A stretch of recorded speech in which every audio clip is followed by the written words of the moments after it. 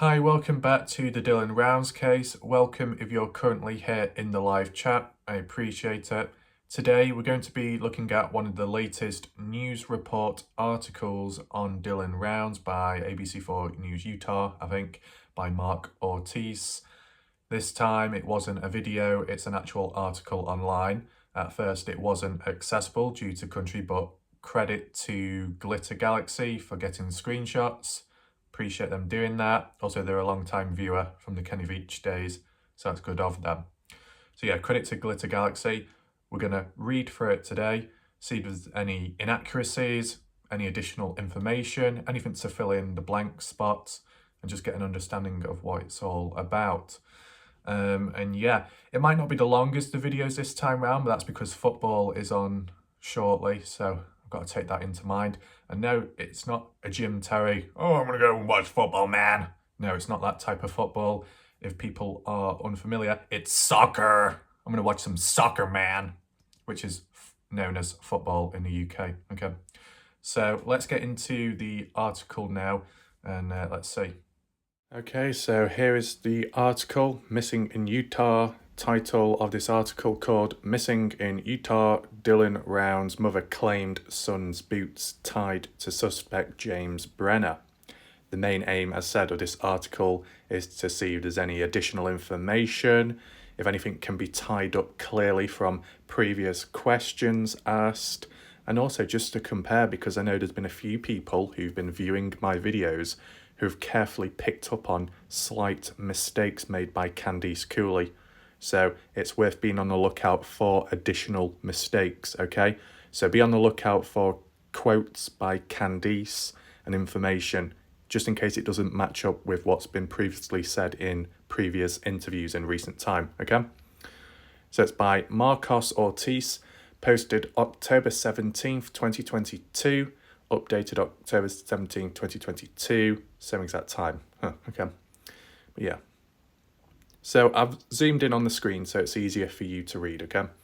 So it says, Salt Lake City, ABC4. James Brenner had Dylan Rounds' boots and placed them on a mound of dirt. That is according to Rounds' mother, Candice Cooley. She is now disclosing information that law enforcement shared with her. Rounds disappeared on Memorial Day weekend, and his whereabouts are unknown. So the first bit of information which doesn't quite sit well is at the start, where it says Dylan Rounds' boots placed on a mound of dirt. I thought they were found by the side of the dirt mound or round the back. There's a difference between finding the boots on the ground near a dirt mound and then finding the boots on top of the mound. You know, the mound isn't that tall, but you might have to reach up, or depending on what height you are, slightly climb up and then place them on top. So a little bit of misinformation already. That's not looking too good. Okay, zoom out for a second. Move on to the next slide. Hopefully that's enough for you to be able to read. Okay, so it continues on saying, Cooley said the boots are some of the evidence that caused the Box Elder County Sheriff's Office to name Brenner a suspect in Rounds' disappearance. Authorities are now calling it a homicide investigation. But as we've heard from Candice, they've not officially changed the case in the documents or script, whatever you want to call it. As for the boots being tied with Brenner, in case if it doesn't mention it in this article later on, that's because DNA was found on the boots, which linked to Brenner. That's because Brenner moved them. Okay. So let's just zoom out again. Move on. Says he probably put those boots out there Monday morning before we got to the property because those boots didn't even have dust on them, said Candice Cooley. So yeah, I guess that ties in, to be fair. Like with the situation with Dylan's vehicle, you know, or any object, anything out there, if it's left standing, it's going to collect dust with time, isn't it? It might even become weathered, depending where it is. Some objects out there which have been there for a long time, not to do with Dylan, but way back in the past with mines and other types of equipment, goes rusty with time. planks, boards, trees end up becoming dead, rotten, crumbling away. But with the boots, they were supposedly in reasonable condition, so it must have been done recently. If you have any other ideas around it, feel free to share below in the chat as we go along. Okay. And then it says, from the outset, Candice Cooley confirmed the boots belonged to her son, but she has never shared the story about how the boots got there until now. Let's see if the story ties in. I believe they, investigators, asked Brenner, if we run DNA first, is your DNA going to be on it? Cooley recalled, and he said yes. In Cooley's conversation with a law enforcement official, she said Brenner found the boots at Round's shed. She said Brenner saw the boots and moved them to his camper. So, more than one stop the boots at. He sat them there and then he decided Dylan's not going to be coming back for them, so I'll move them by the dirt mound, Cooley said. The boots were found on a mound of dirt by authorities early in the investigation. She speculated about the reasons why Brenner put them there. So once again, it's saying on top of the dirt mound. I thought they were found by the side of the dirt mound. That's what makes it a bit odd. Why would you chuck it on top of the dirt mound? I don't quite understand it. I know it was classified as a burning pit on the past, so it would make sense to why you'd chuck it on top, just like how you'd chuck it right in the centre if you're having a bonfire, but it's no longer used as a burning pit from my recollection, right? Unless you think different. Yeah. Next one. I do not have a positive answer, she said, but my thoughts, he knew we were coming and he had them in his possession in the camper and he didn't want them in his possession. Okay, interesting. I mean, it kind of makes sense if it made more than one stop. First at Brenner's trailer and then he decides to move them along. And I guess with the presence of family, search and rescue and police over time, it was a decision that needed to be done to reduce the heat level on him. And it would also make sense to the behaviour of the gun and key fob being returned. You know what I'm saying? Weird though how it was spread out. Like, if he was in a rush to return the boots or put them at the dirt mound before having them at the trailer before, it's like, well, why did he not put the gun back as well, let's just say, if he's in possession of it, and the key fob? Why did he not do it all at once? That's what I can't quite understand.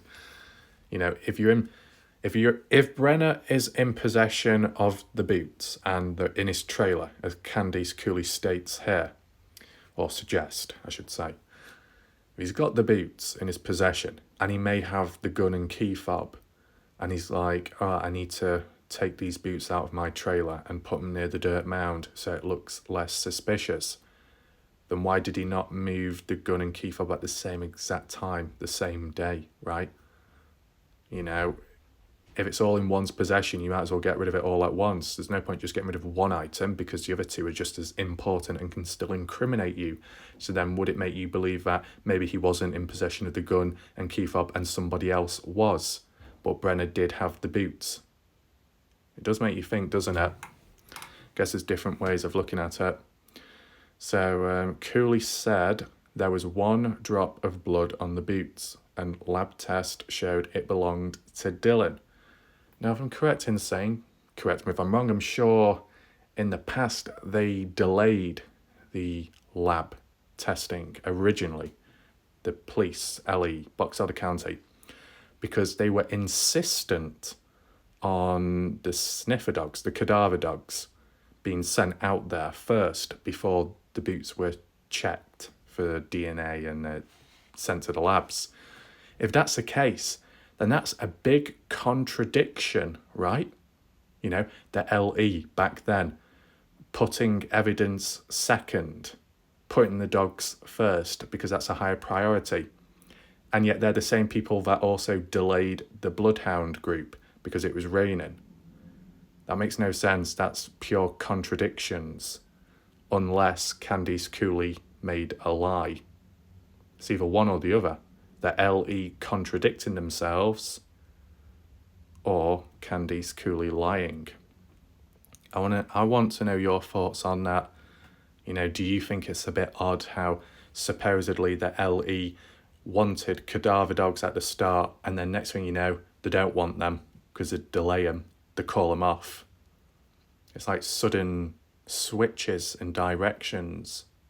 That's what's a bit odd.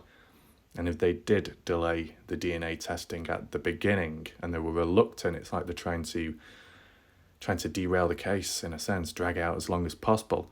Still to this day, Candice Cooley doesn't believe that LE are involved in Dylan's disappearance or any kind of corruptness going on, which is interesting, considering how much Candice has criticised the LE, but she still isn't quite there with the thoughts of corruption. So I don't know if that will change those opinions or not. But we'll continue reading. Authorities also traced pings from Round's cell phones during the time of his disappearance.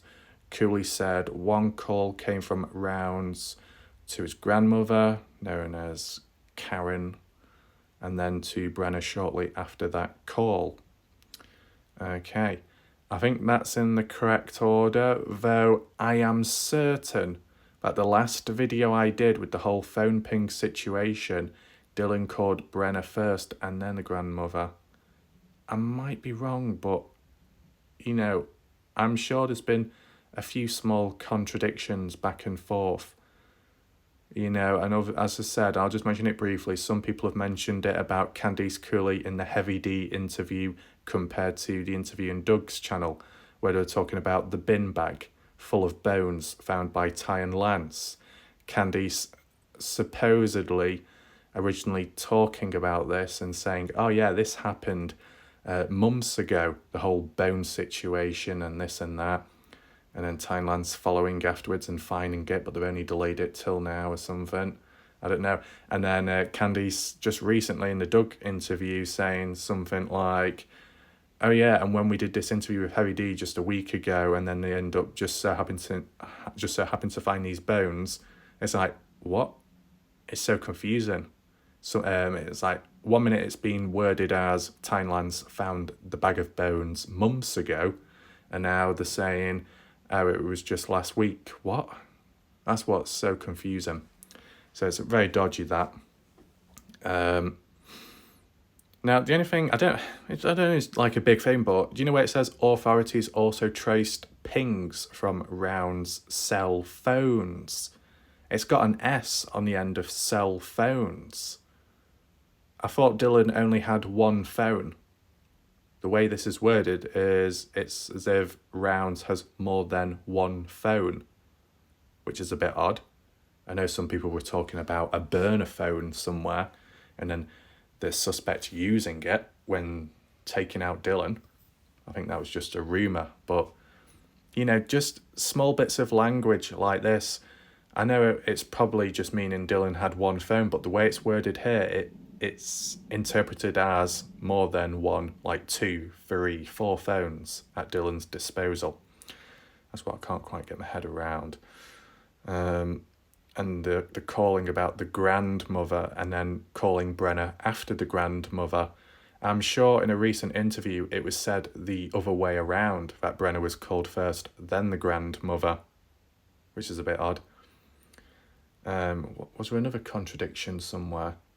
There probably was, but I can't think of it on the spot. Let's continue reading. It says, on the day he disappeared, Cooley said Rounds spoke to his grandmother about Brenner locking a gate to his shed and was planning to call Brenner to unlock it. Okay. Right, so that's kind of a new bit of information and a little bit of extra validation, because originally it was like guessing of why was Dylan calling, was there anything to do with the gate, and it seems to be confirmed here. So maybe that is why the phone call was made to Brenner first, saying, hey, Brenner, are you coming down or not?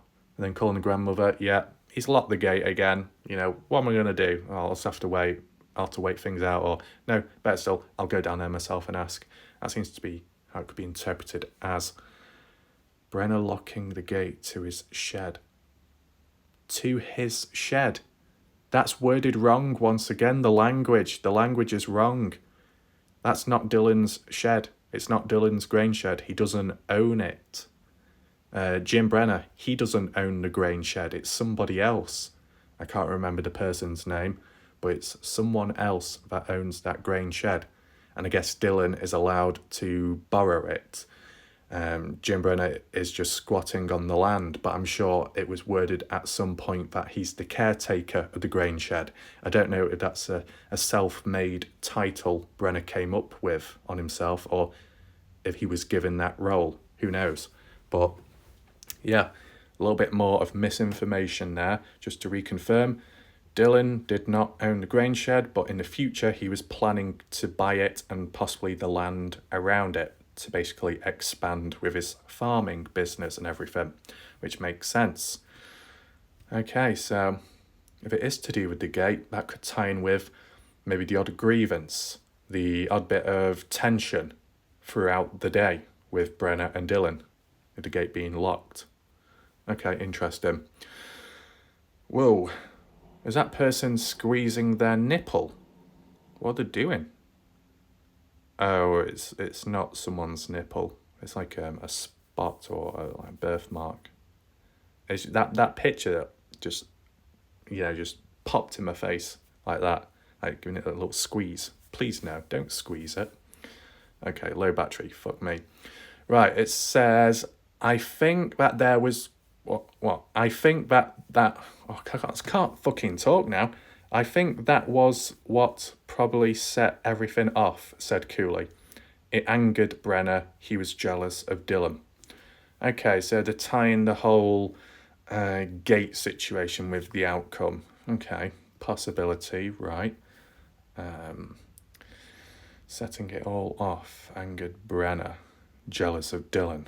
Kind of brought that, jealous of Dylan, just like that. But if you look back at the Heavy D video interview with Justin and Candice, Justin did bring up the point that last winter, 2021, Jim Brenner and Don Hately took the grain truck to Justin Round's shop, wherever that is.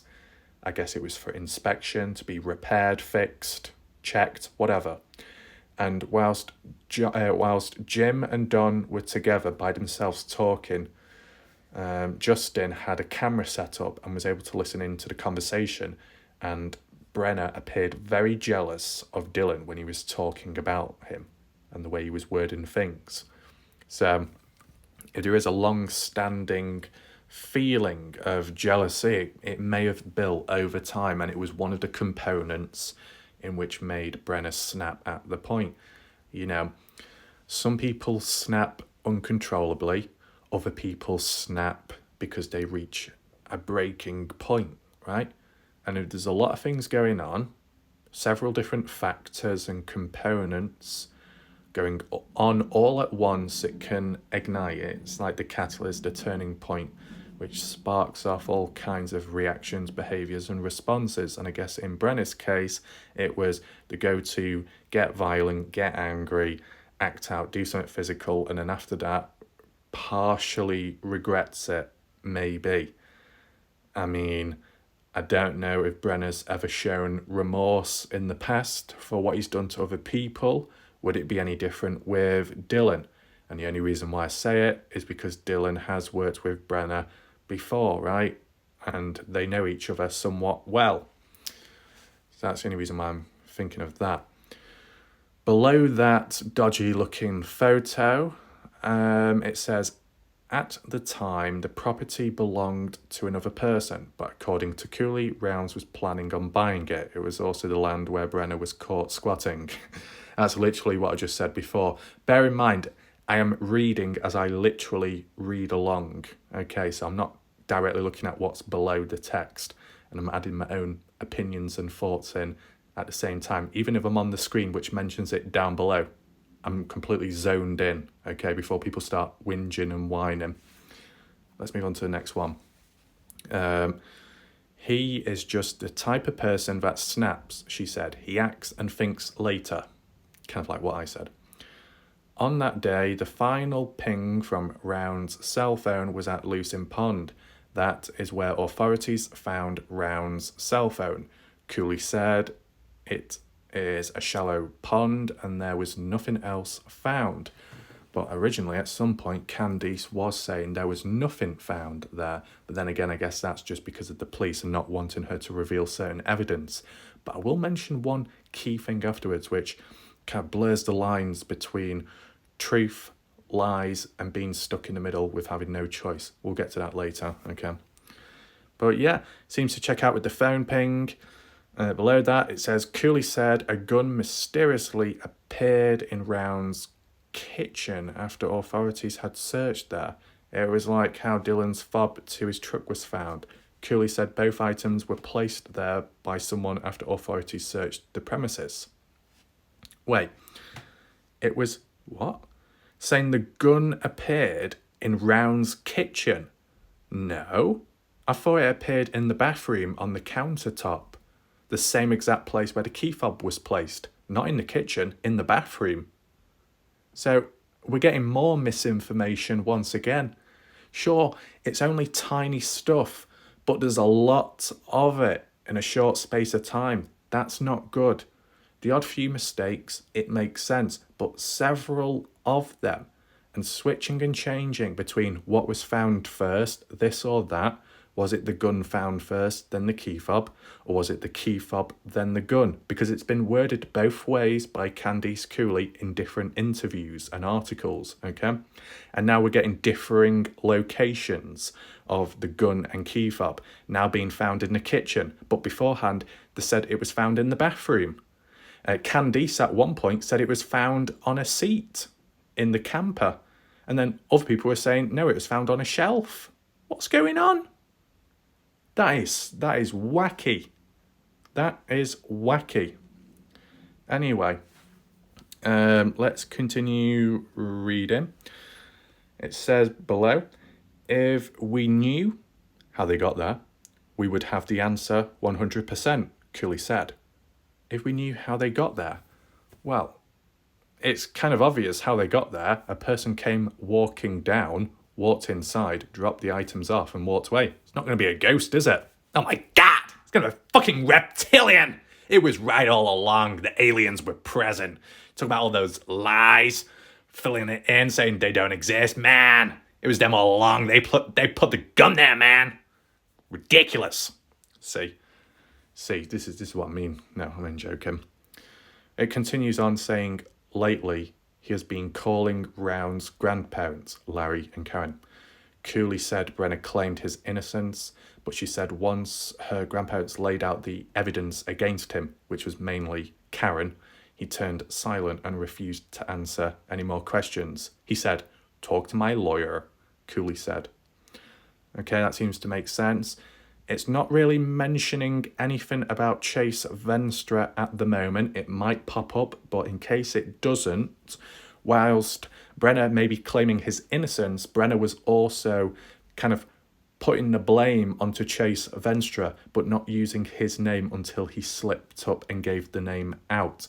He originally referred to him as a person of interest, and that was whilst talking to Justin Rounds.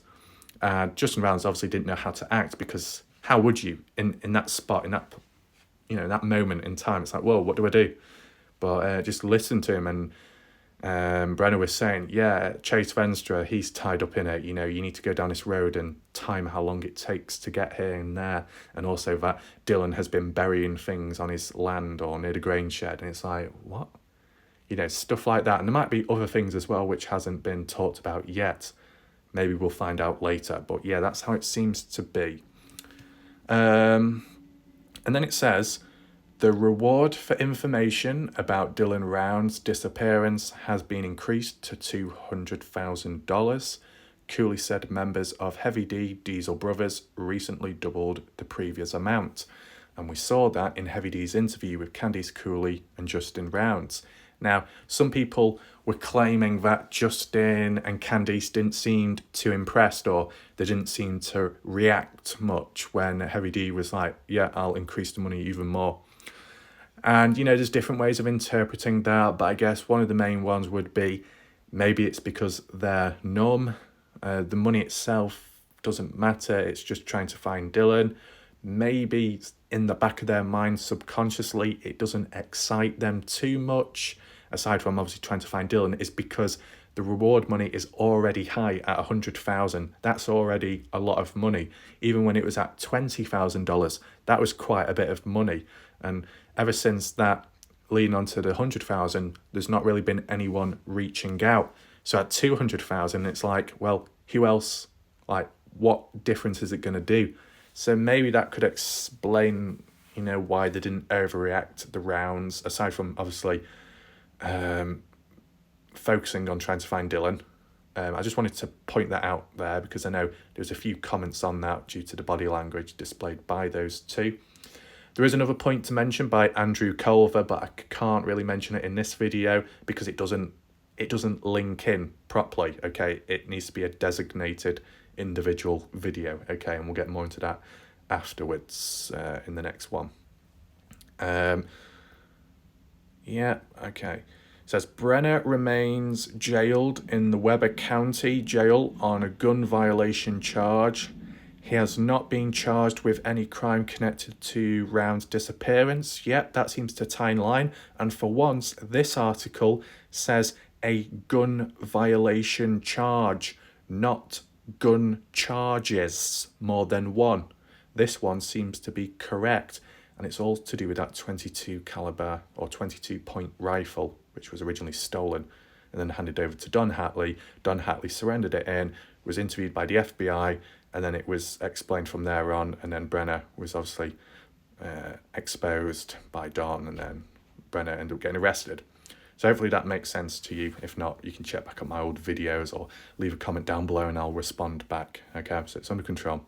Okay, so that's the end of that article. I know to some people they can argue and say, well, there's nothing new out of that, but what is highlighted once again is information switching and changing, such as the boots at the dirt mound.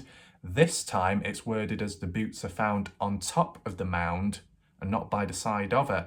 Then you got the gun and the key fob, which way round were they found, which came first before the other. It didn't say where the key fob exactly was found in this article, but they were saying that the gun was found in the kitchen. But then Candice and other people previously were saying that it was found in the bathroom along with the key fob in the same exact space, despite the differing days. So there you go, that's a little bit of a mess, and some of the bits and bobs within that article too. So I think there's more questioning and a little bit more suspicion, right? I'll just briefly talk about it just to tie in with this discussion. We'll talk about the lies as well. Got to think on the spot. Ooh, it's getting a bit intense. I'm developing a bit of a drinking problem. I don't mean that. I mean drinking in the videos water. Keep getting a dry mouth now all of a sudden. And God's getting intense.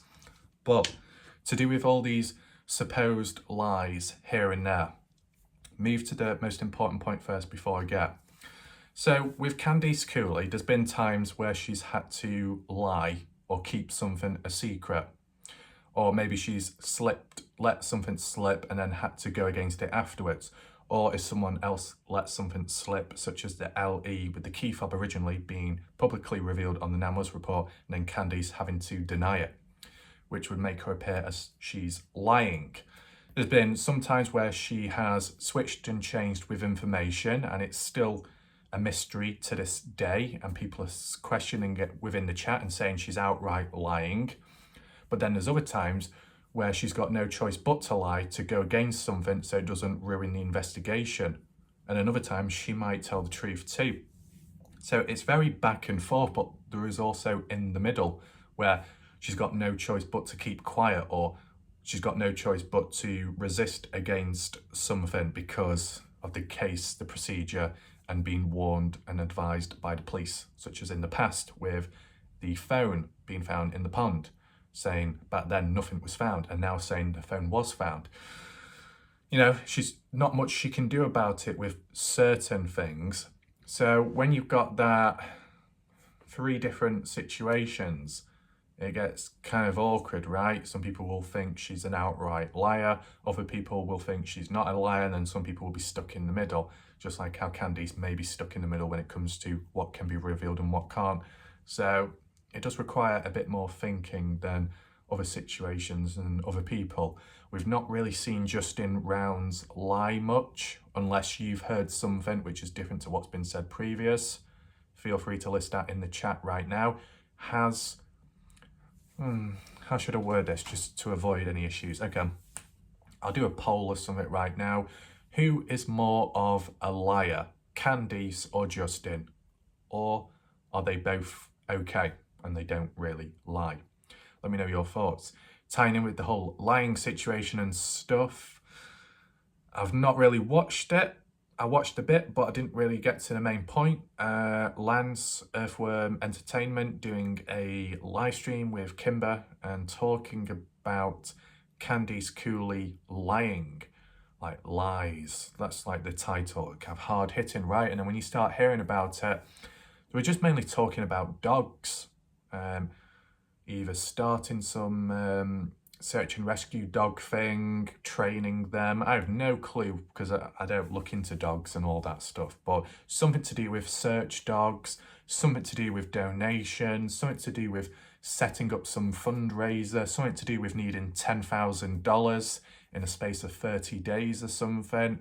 As I said, I didn't look much into it because one, I've not had time and doing this video and other stuff, so, you know, limited.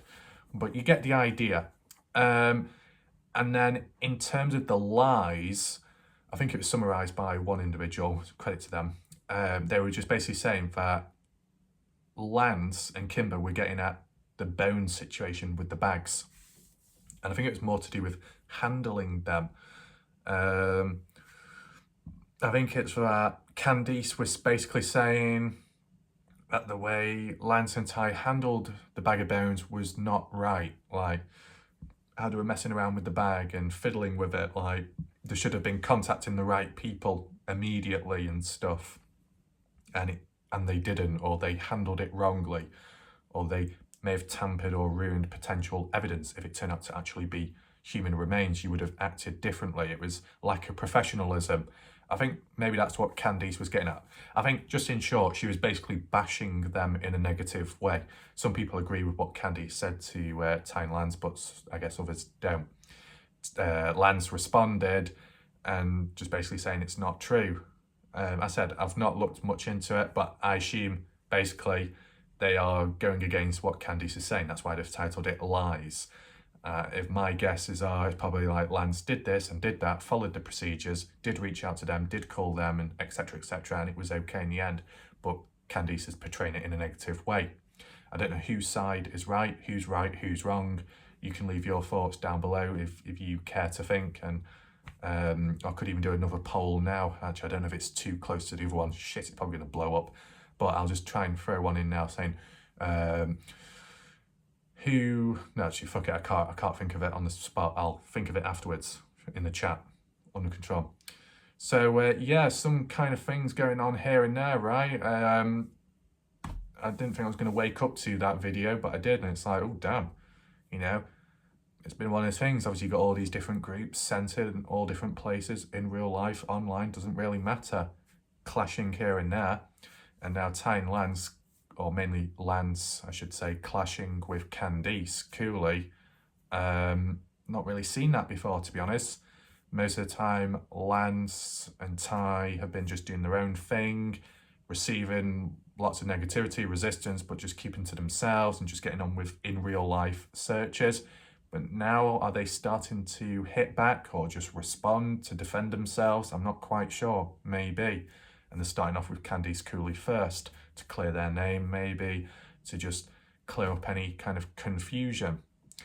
I know some people criticise Lance or something for swearing in videos, and it's like, well, it's not the end of the world, is it? I think some people have said that to me, saying, you shouldn't be swearing, Andrew. Don't swear. It's not good. It's really not good. I mean, all I can say is just don't watch some of my older videos. You'll probably have a heart attack with the amount of swearing, okay?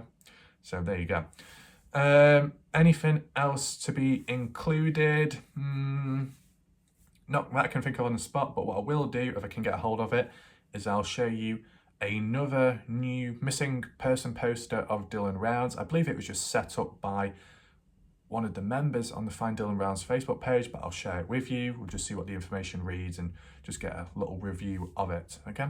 So here is this new makeshift poster. It's not like a truly official one, but I just wanted to share it with you because I think the design of it is actually much better compared to the recent one, which was more official. I don't know if it was by Jazz Girlson, the previous one. It may have been, because I know another individual in the chat on my video was saying that Jazz Girlson likes including her own watermark in it, which is a bit annoying. I've not really picked up on it myself in the past, but yeah, there you go. But I actually think this poster is a lot better compared to the recent official one, mainly because of the colouring used. It makes the key information stand out from the background, right? So at the top, you've got almost like a rhetorical question. Have you seen me? Well, obviously not, because I'm missing. So that's used to engage the viewer, the person that observes this poster. It also states missing since May 28th, 2022, which is the correct date because that's the last known form of contact. People heard from Dylan on the 28th. So yeah, that it ties in line. I mean, you could say the font is a little bit small with that key timing of when he went missing, but you only can fit so much onto a poster. As for the midsection, a black background, which means the text that's in white stands out much clearer, which is obviously good. Certain key details and stats are made bold compared to the other bits of text, so that's quite good. The image of Dylan, the default one as we've seen like usual, but it's clear, it's big, it's centre. Well, not centre, but it's right in the midsection of this poster, so you know exactly who it's going on about. And then on the left, you got the little profile section, red little outline of a box just to make it stand out a bit more. Age 20, so they're keeping it relevant, up to date, but also taken into mind by putting into brackets age 19 when missing. So that's good. They're including both old and new information, which is useful. Height 5'10". Yeah, that seems to be the correct one, what we've seen. Weight 160 pounds. Yeah, seems to be right. Eyes and hair brown. Yeah.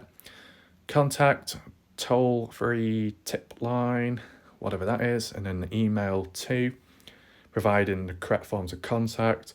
Even the Boxell, the county sheriff's office, even if they are a bit dodgy, including them as well. Even the QR code, it says scan the QR code with your camera to join the Facebook group. The only source of factual, updated information related to the case. I don't know. That could be a bit debatable, right? And then below you've got the reward. White background this time in contrast to what's above it, so it doesn't clash or conflict with one another. And then red text this time, $200,000 reward money for information directly leading to arrest or conviction of the person or persons responsible for the disappearance of Dylan Rounds. Made it clear the conditions of how you get that money, so it's not really misleading from reading it up to this point. And it does include the S next to person, just in case there are more than one individual out there who's currently walking about. So that all seems to make sense, and that's understandable. So yeah. As for that little QR code, try and zoom in if possible. I like how they said, join this group, the only source of factual and updated information. I mean, it's remaining like updated information, yeah, because it's an active group. As for factual information, it might be factual, but even that seems to change. You know, well, people can criticise theories, or should I say fairies, as some people hear me say. But, you know, that stuff can shift and change, but the facts should not. They should remain more more solid. There should be more certainty behind facts. Factual information is supposed to be, something you can rely on a little bit more. There's a bit more comfort to it. There's more certainty. It's more stable. But from our own experiences and what we have seen visually, that doesn't seem to be the case, does it? So that is problematic. There's a bit of biasness going on here, but I guess it just is what it is. But overall, though, I do think that the poster is better compared to the official one. Now, with that in mind, speaking of posters, I did notice something interesting on Google Earth, which I'll move on over now to share with you. Okay, so here we are. Now, you remember Devil's Playground? It was a location within Lucin in a mountainous area. Kind of like a little place where hikers can go to, where there's interesting stones and points to visit, yeah, etc., etc.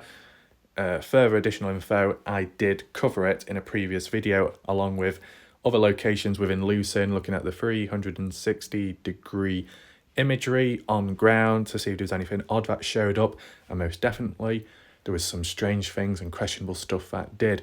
If you want to know more about it, there are videos on my channel in recent time to do with exploring Lucin, so they'll be easy to find, okay? But I just noticed something which I didn't pick up on back then, and it's to do with Devil's Playground. So hopefully if I type it in correctly, it should come up. Something like that, there we go. Up this way, in Bovine Mountains, and it's this one. So I'll just go through the images and then let me know when you noticed something, okay? So you got these weird stones with holes in. I don't know if anything goes in it, like any birds, owls, whatever, or if it's natural or not. As you can see, different angles and perspectives of the location. There's one of the road, one looking up, drone photo, which is interesting, some hikers there, weird rock or patterns upon it, someone posing for a photo. Did you see it? That one there. 9th to 2022. Interesting. So Devil's Playground, the official sign of the place, and someone has actually put a poster up. Now, the only reason why it's interesting and why I've mentioned it is because before, in a previous video, I was asking people, have any of you seen these posters? And the majority of people said no. Well, that could mainly be because people aren't directly in those locations. But, if you're nearby in Las Vegas or close, whatever, you might have seen something, but no one really did. As for the posters in Montello, people were saying, no, there wouldn't be any posters in Montello because everyone would know about it anyway, so there's no point having them up. So, okay then, why is there a poster to do with Dylan literally in Lucin, which is even closer to Dylan's disappearance compared to Montello, which is roughly 30 miles away? You see what I'm saying? So I don't know who put this poster up, but it is interesting. It is to do with spreading awareness, obviously. In a place like this, Lucin, which is obviously a ghost town, how many people are going to actually see this sign, this poster? I don't know. I don't know how many people visit Devil's Playground per year. If any of you know the figures, feel free to list down below. But isn't it interesting coming across this? Because, you take it into mind, this is Google Earth, right? Google Earth 2019 imagery. And then, obviously, you got users uploading their own photos, as we've seen, in these key locations. And it just shows that people are trying to get the name out there about Dylan. Even that official marker on Google called the Grain Shed, which is visible on Google Earth Pro and Google Maps. Okay? So, I don't know what that red tape is, if that's got any significance behind it. I know when Ty and Lance were exploring those mine shafts, you may have seen it yourself, but some of those mine shafts nearby was a tree, and then there was like a red pinkish ribbon bow tied around one of the branches. Do any of you know what that means? Is it by other people out there searching for Dylan? Is it like a marker to say, hey, we've already searched this location, you don't need to go inside? I'm not quite sure. I mean, if that really was the case, then would people put the argument across and then start accusing Ty of Lance returning to these locations which don't need searching, going back to the same spot as where they were in a previous video, dragging it out? I mean, I have seen people put those arguments across, so is it like a repeat of that again? I'm not saying it. I'm not thinking that, but I know other people are. So I don't know if this like little pinkish red tape is anything similar to what was found in Ty and Lance's videos in Montello near Bald Eagle Mountain. Let me know if you know. As for this poster, it's kind of an old one now, right? But we've come across this before on the Find Dylan Rounds Facebook page. I analysed it along with all the other posters which are out there. If you would like to know more about that, there is a video on my channel talking about the posters, right? Should be easy to find. As for this poster, it's to do with the hunting season and hunters going out there spreading awareness. So I assume this poster is directly placed here because hunters are present near Devil's Playground. Correct me if I'm wrong, but because of this poster and what it's about, hunters, they must be in the area hunting, right? And speaking of hunting, what type of animals? Who knows? When reaching out to one individual in the last live video premiere, they did respond back saying there are mountain lions within the area or nearby, and also coyotes, and Ty's commented on them saying they can be quite nasty. So if you've got those types of wildlife in the area, they can be responsible for taking bones away. So if for whatever reason Dylan was buried underground but not too deep, possibly animals might have dug it up.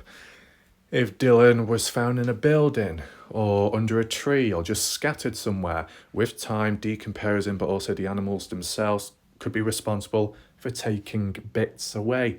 So you could end up accidentally finding a human bone, just one bone inside of a cave or a mine or somewhere else, and thinking, but there's only one bone, where's the rest?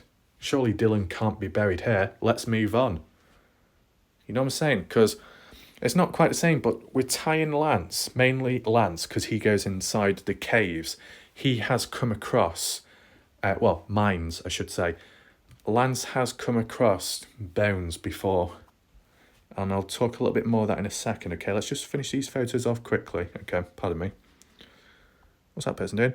That person's holding up a fish, I think. So they're a hunter. Okay. Weird shape. Just want to see if anything else stands out. A few rocks gathered. Nope. Not much there. Not much there. Not much there. Okay. Is there any other photos I've missed out on? I wonder if anything would come up though if I typed in grain shed. Oh wow, there you go. So it does exist on Google Earth, on the standard Google Earth. It's just not a marker that instantly pops up. You've got to type and search for it, but it does exist. Interesting. That's good to know. So there you go, official marker, which is also available on Google Earth aside from the pro version and maps. But obviously there's no photos uploaded by anyone.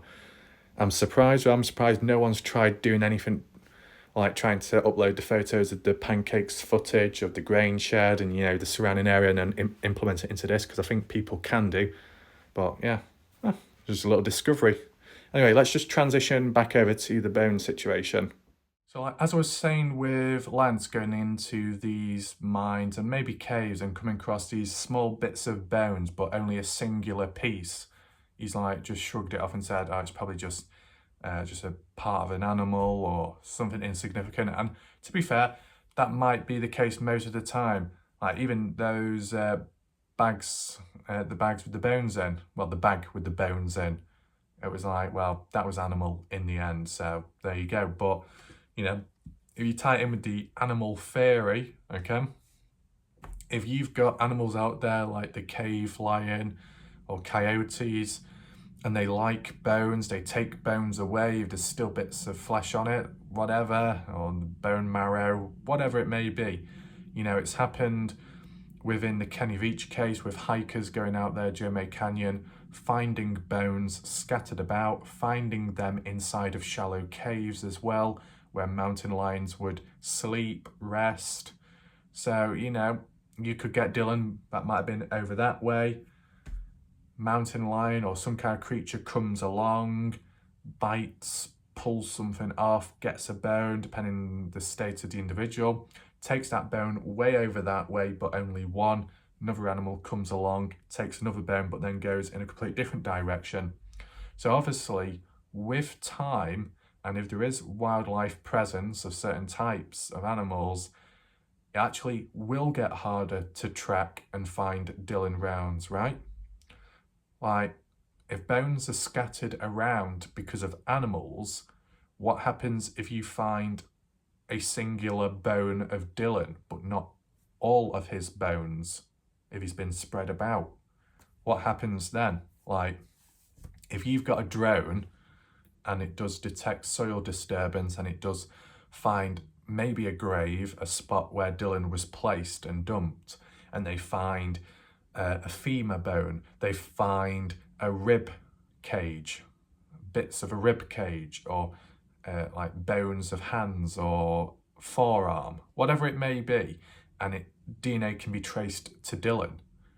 Is that enough to lead to a conviction of James Brenner or not? Like, because the way Box Elder County were wording it, saying what we ultimately need now for full-on evidence alongside with the case we've made is finding Dylan, his remains, or just finding him in general. What happens if you find half of Dylan, but not the complete, like, skeleton or the complete, you know, body of him? What happens then? Do any of you know in the chat? Like, does it have to be a certain body part or a certain bone or a certain amount of remains for it to be used in a case? Or is it all right just finding the tiniest of bones randomly scattered somewhere because of an animal taking it? I want to know your thoughts about that stuff, right? So yeah, I think we've mentioned most of the stuff for today's video, just a shorter one, okay? So I hope you did enjoy it, and hopefully I mentioned everything I was gonna say, unless I forgot about the odd thing, but I think that's it for now.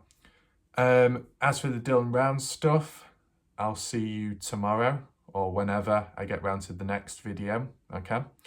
The only final thing to conclude with is some introduction to the horse riding session, okay? Let's move on to that briefly. Okay, so hi, welcome to Raf's horse riding session. So as you know, I am an expert when it comes to horse riding. I spend most of my time running away from horses. Now it's time to teach you how to ride a horse, whether it be Brenner's horse, which might be a bit unstable or wild, or maybe another individual out there. I have one behind me and I'll show you where to begin. First of all, you need a hat just to look like you know what you're doing, okay? And that's a good start because I think I've got the hat on the wrong way. There we go. So that's the first thing. Now you need to find a horse. And the good thing is there's one right behind me. That's my boy. So what you need to do is mount the horse. How do you do that? Well, you've got these little dangly things you're supposed to put your foot in like that. Well, not your finger, but pretend that's someone's foot and you put it in and then it holds you in place. Now these are a little bit too small, but you get the idea. So you climb onto the horse, not quite obviously because that would be inappropriate behaviour, but if the horse does play up, whip it No, don't do that. Don't listen to that idea, okay?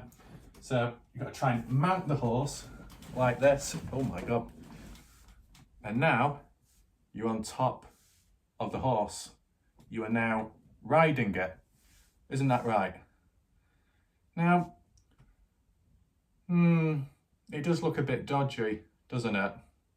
The horse in between my legs. But I don't know. I guess that's just how it's supposed to be. There appears to be something sticking up as well. And it is quite noticeable. I don't know. I'm not excited. But yeah, these things. 2 of them. They're quite firm. They're stuck up. What do you do with them? To some people, they might fiddle around with them and do all kinds of things. Whatever, good for you. But no, these knobbly things are very important, okay?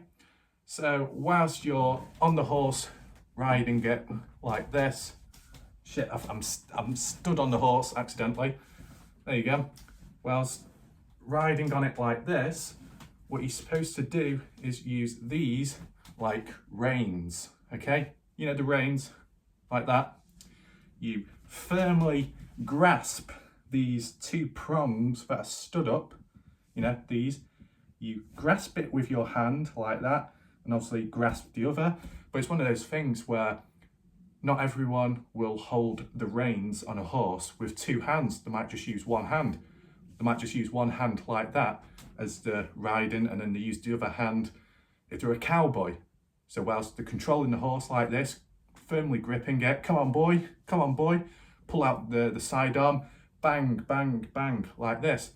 And then maybe if they get a bit tired, if the hand starts aching, the switch, like that. You got 2 different options. You can grab this one or you can grab the other one. It doesn't matter, but you need at least 1 hand on one of them, you know, at a time. Because if you do it freehand and you're not holding on to anything, who knows what could happen? You could fall off, you could fall backwards, fall off to the side and break your neck. And you don't want that.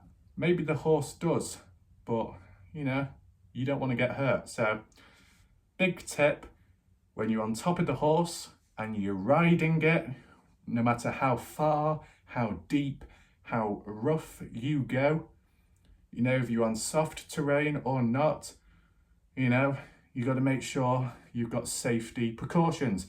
Maybe this is the wrong hat, but you can switch it to a hard helmet. If you need elbow pads, knee pads, that can work. And just make sure I'm in frame, like this. There you go. So you got the horse, you got these knobbly things, riding around like this. And if at any point the horse does get a little bit too excited and decides to kick you off like this, whoa, then you tell it off. Naughty boy, how could you do that to me? Huh? You're not going to answer me? Oh, he's playing around, isn't he? He's playing dead. Come on, stop messing around, man. I know what's going on. Come on, wake up, wake up. Oh my God. Oh my God. He's dead. Fuck. I know the culprit, man.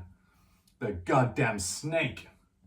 It's that snake from Idaho Falls that wrapped itself around the horse and now it's dead.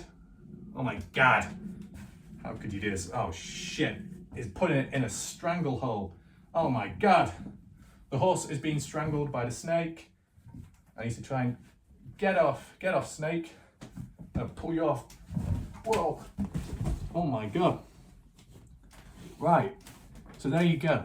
So aside from being a horse riding expert, firmly gripping those things with my hands as well, I am a snake expert. As you can see, this is a snake. It's green and it's all over the place. So maybe this was the culprit all along, responsible for Brenner's horse being killed by that snake. Naughty snake, how could you do that to it? There you go. Yeah, So you've got to handle snakes carefully, regardless of what they are. They can be very slippery. They can strike at any point like that. Ah, it's gone for my neck. So you've got to be careful. Now, I noticed one interesting thing with this snake. It whipped me before when I pulled it away. You getting some ideas? Maybe that belt has some competition after all. Maybe I should just give it a quick test. Is there enough space? I don't know. Just use that thing. Ah, shit. Ooh, that's not good. That actually whips harder compared to the belt. It's actually quite nasty. Huh, hold on. Ooh. Yeah, come on. Come on. My God, the whole snake's getting involved now. Whoa, calm down, boy. Right, the head isn't good. The head doesn't do much damage. But this end is nasty. Ooh. Oh my God. Right. Ow. Ow. Competition. This little fin bit is much more nastier and volatile compared to the belt. So, look at that. Can you see the lines? So you get the idea.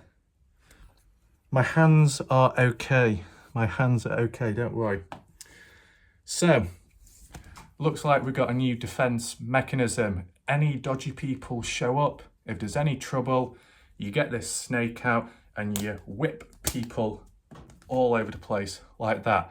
And if not, I'm sure the snake can wrap itself around and choke you, okay?